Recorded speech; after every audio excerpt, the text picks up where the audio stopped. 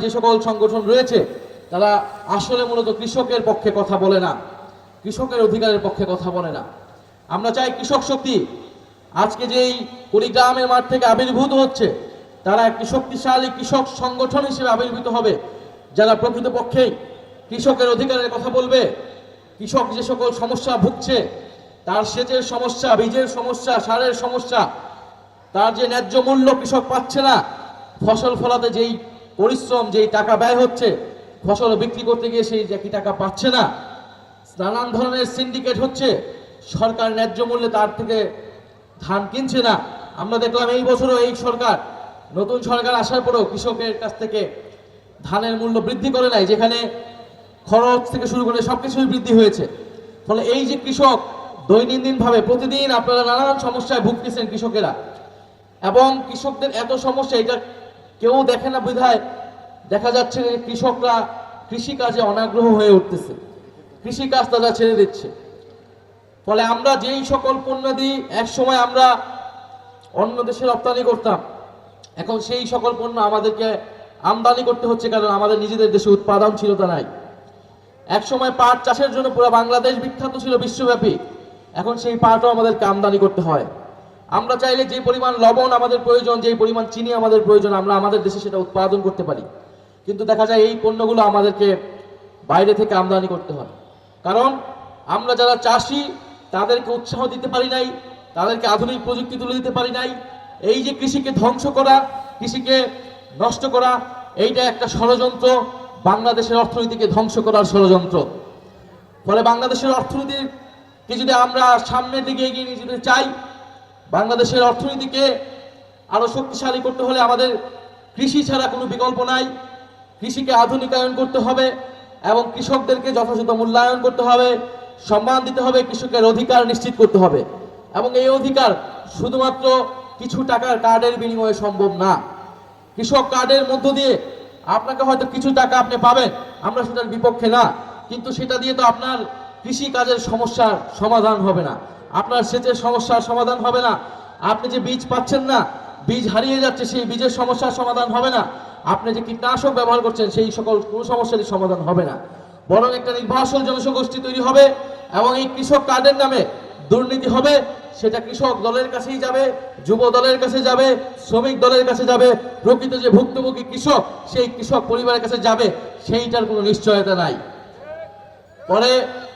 ফলে আমার যারা কৃষক ভাই ও বন্ধুরা রয়েছেন, আপনাদের প্রতি আহ্বান থাকবে, আপনারা সংগঠিত হন।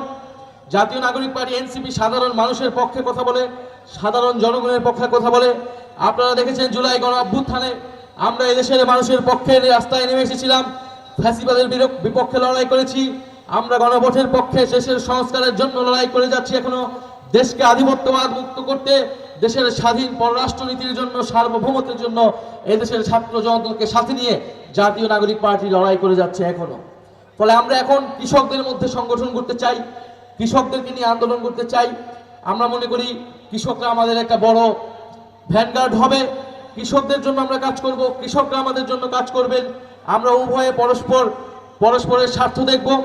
এবং আমরা জানি যে বাংলাদেশে ঐতিহাসিকভাবে যে কৃষক আন্দোলন হয়েছিল, সেই ব্রিটিশ আমল থেকে জমিদার বিরোধী আন্দোলন আমাদের শেরে বাংলা ফজলুল হক কৃষক প্রজা পার্টি করেছিল, এবং কৃষক প্রজা পার্টির মাধ্যমে তিনি জমিদার প্রথার উচ্ছেদ করেছেন, এদেশের কৃষক প্রজার অধিকার নিশ্চিত করেছেন। আমাদের জাতীয় নেতা মাওলানা ভাসানী তিনি বাংলার শ্রমিক কৃষকের জন্য আন্দোলন গড়ে তুলেছেন। আমরা চাই সেরকম নেতৃত্ব গড়ে উঠবে কৃষক শক্তির মাধ্যমে। শুধু কৃষক নয়, জাতীয় পর্যায়ে থেকে বাংলাদেশকে নেতৃত্ব দিবে। আমরা যদি কুড়িগ্রামের কথা বলি, এই কুড়িগ্রামে আমাদের জাতীয় নাগরিক পার্টি এনসিপির একজন এমপি রয়েছেন, শাপলাকলির এমপি, আপনারা ভোট দিয়ে তাকে নির্বাচিত করেছেন, ডক্টর আতিকুর রহমান মুজাহিদ। উনি বিদেশ থেকে পড়াশোনা করে এসে আপনাদের জন্য, নিজের গ্রামের মানুষের জন্য, নিজের কৃষক পরিবারের জন্য, গ্রামের সাধারণ মানুষের জন্য উনি পরিশ্রম করে যাচ্ছেন, কাজ করে যাচ্ছেন। ওনার নেতৃত্বে কুড়িগ্রাম নতুন কুড়িগ্রামে পরিণত হবে, এটা আমরা আশা রাখি। আমরা জানি কুড়িগ্রামে অনেক সমস্যা, উত্তরবঙ্গের যেই আঞ্চলিক বৈষম্য, অর্থনৈতিক বৈষম্য, এবারের সরকারও সেই অর্থনৈতিক বৈষম্য কিন্তু দূর করে নাই এবারের বাজেটের মধ্য দিয়েও। সেই একই বৈষম্য আমরা দেখতে পাচ্ছি তিস্তা পরিকল্পনা নিয়ে সরকার চীন সফর করেছে প্রধানমন্ত্রী, কিন্তু কোনো অর্জন নিয়ে ফিরে আসতে পারে নাই। এবং এই উত্তরাঞ্চলে যেহেতু বিরোধী দলের বেশিরভাগ এমপি হচ্ছে বিরোধী দলের, ফলে পরিকল্পিতভাবে এই উত্তরাঞ্চলে কুড়িগ্রাম রংপুরে বড় বড় বাজেট, উন্নয়ন বাজেট কমিয়ে দেওয়া হয়েছে। বড় কোনো উন্নয়ন পরিকল্পনা নেওয়া হয় নাই। এইভাবে জনগণের অধিকার থেকে বঞ্চিত করছে বর্তমান সরকার, কিন্তু আমরা এটা মেনে নেব না। আমরা মনে করি এই উত্তরাঞ্চলের মানুষ জুলাই গণ অভ্যুত্থানে জীবন দিয়েছে, তাদের সন্তান আবু সাঈদ দুহাত প্রসারিত হয়ে জীবন দিয়েছে, তারা ভোট দিয়ে 11 দলকে জয়যুক্ত করেছে। আমরা তাদের ভোটাধিকার, তাদের অর্থনৈতিক অধিকার সবকিছুকে রক্ষা করব আমরা, এটা আমাদের দায়িত্ব, এটা আপনাদের কাছে আমাদের প্রতিশ্রুতি। এবং আপনাদের সন্তান আতিক মুজাহিদ এটা আপনাদের সামনে ওয়াদা দিয়েছে ইলেকশনের আগে এবং এখনো দিচ্ছে যে আপনাদের অধিকারের পক্ষে তিনি জাতীয় সংসদে এবং সংসদের বাইরে কথা বলবে।